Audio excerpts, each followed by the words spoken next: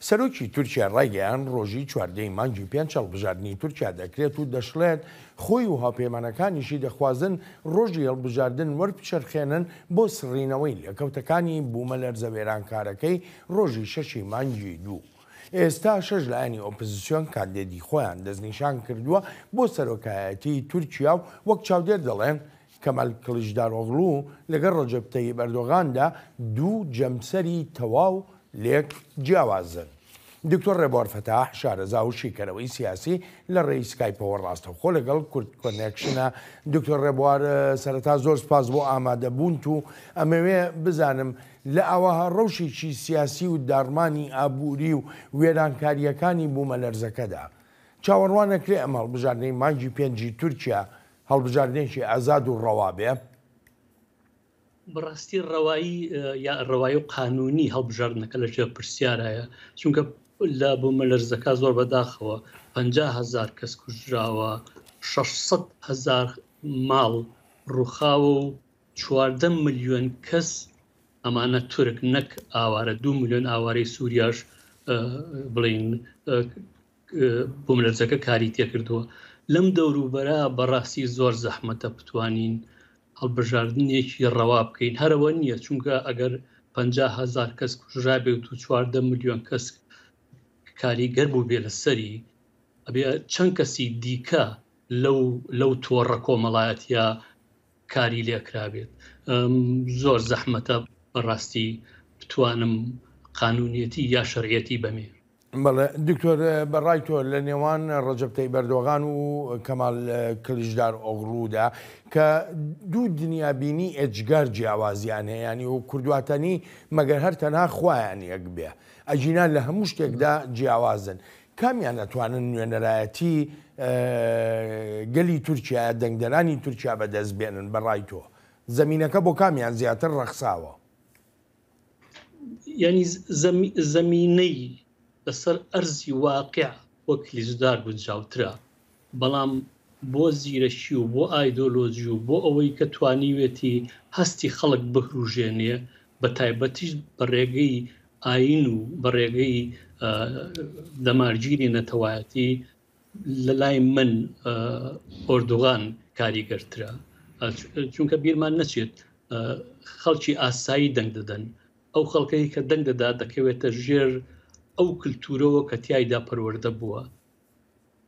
لە دیدی منەوە ئۆردوغان لە 20 ساڵی ڕابردووە توانیوێتی کللتورێکی زۆر جیاواز لەوەی پێشووتر لە تورکیا بچەسپێنێ بیکا بە تورک. ئەو کللتورە جیاوازە دکتۆرە گەر یارمەتیم بی زیاتر بنچینەکەی ئاینە یا بنچینەکەی نەتەوەپەرستیە لە تورکیاە؟ کامیانە؟ هەردووچێتی دوو سەرن کە لە یەک جیا نابنەوە.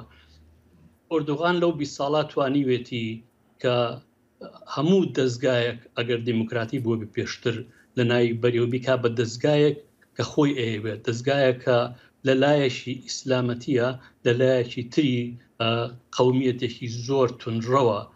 دیارە ئەو بینایشی لەسەر کۆمەڵێ شت کردووە، بە تایبەتی لەسەر کورد کردوێتی، چونکە دایما باسیەوەکە کە تەرۆریست لەناوە بە ئەو تەرۆریستە لەویا هەمیشە کووردە.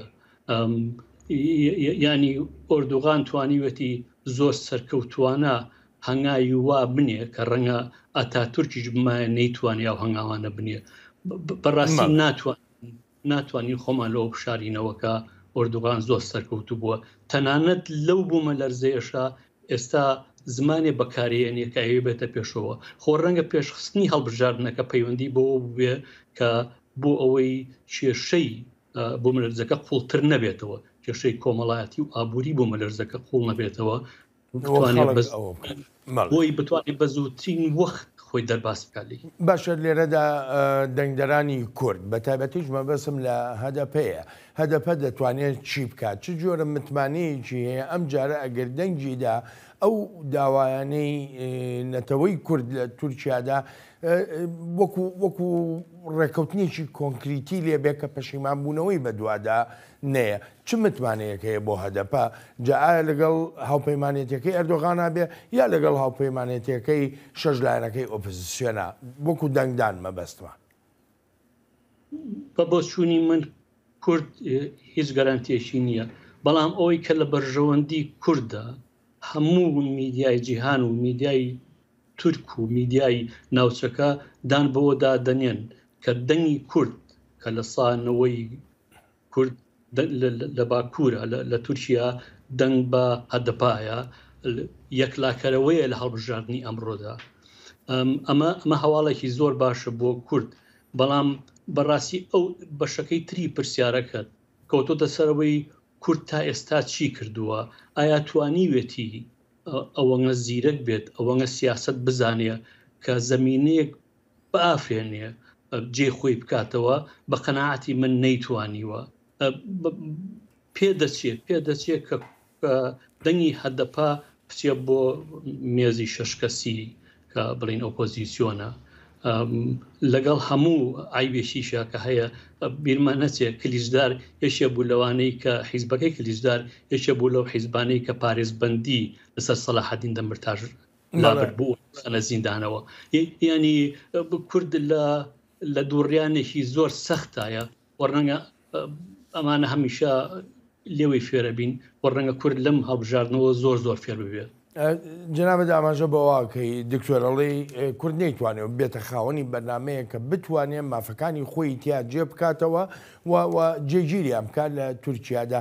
کورد چۆن بتوانێت ئەوە بکات لە کاتێکا کە زۆربەی هەرە زۆری ڕێبەرە سیاسیەکانی لە زیندان راون، کۆتوبەندێکی ئێزجگار زۆر لەسەر جموجۆڵە سیاسیەکانی کورد و لایەنە کوردیەکانی هەیە لە تورکیادا. یعنی لەلایە کورد پەرش و بڵاو، لەلایە خەباتی کورد پەرش و بڵاو. بۆ نمونە قەندیل، ئایا ئەتوانین قەندیل بە شەریعەت دابنین لەم ڕۆی جیهانە؟ ئەمە پرسیارێکی زۆر گەورەیە. ئایا کورد دەتوانێت دەستبەرداری خەباتی چەک بێت و هەموو توانای خۆی بخاتە خەباتێکی سیڤڵ و نێودەوڵەتیەوە؟ بیرمان نەچێت لە ڕۆژگاری ئەمڕۆوە خەبات تەنیا لە ناو وڵاتێکان نییە، بەڵکو لە دەرەوە کاریگەرترە. بە بۆچوونی من کورد لە تورکیا لە دوو لاوە شکستی خواردووە، لەوەدا کە بتوانێت کامپینێکی نێودەوڵەتی کارا دابمەزرێنێ بەوەی کە پرۆگرامێکی هەبێ بۆ تورکیا و بۆ داهاتوو تورکیا کە کوردیش لەویا پێکاتەیەکی کاریگەر بێ. لەلایەکی ترەوە کورد نەیتوانی و دەستبەرداری خەباتی چەک بێت کە بەڕاستی بەڕاشکاوی ئەڵێم لە ڕۆژگاری ئەمڕۆوە هیچ جێیشی نییە. دکتۆر دوا پرسیارم ئەگەر بکرێت زۆر بە کورتی وەڵام دەیتەوە، بە پێی ڕاوەرگرتنە گشتەکانی لە تورکیا دەکرێن هەردووکیان، هەم کلیژداروغڵ و هەم ئەردۆغانیش لە ئەستێکی نزمی ئەستی جەماوەری خۆیان دان. کاندیدی سێهەم ئەگەر دروست بێ دەتوانێت جێ ئەوان بگرێتەوە؟ زەحمەتە.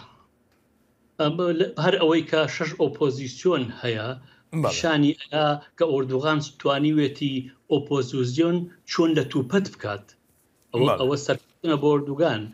بەڵام ئێستا بڵێیت کاراکتەرێکی کە بێتە ناو ساحەکە و بتوانێت ڕێیەکی زۆر وەربگرێت، نازانم. خۆ ڕەنگە هەدەپە تەنها حیزبێک بۆی بتوانیەوە بکات، چونکە زۆر زەحمەتە مانگێک پێش هەڵبژاردنەکە یا چەند ڕۆژێک پێش هەڵبژاردنەکە حیزبێکی تازە بێتەکایەوە. بەڵام ئەگە هەدەپە بتوانێت بە پرۆگرامی پێشوویەوە بەشداری بکە، بە قەناعەتی من ناڵێ مەی بردەوە، بەڵام جێ خۆیە کردەوە. دکتۆر ڕێبوار زۆر سپاس دەکەم بۆ بەشداریەکەت. سپاس و پێزانینە. زۆر سپاس.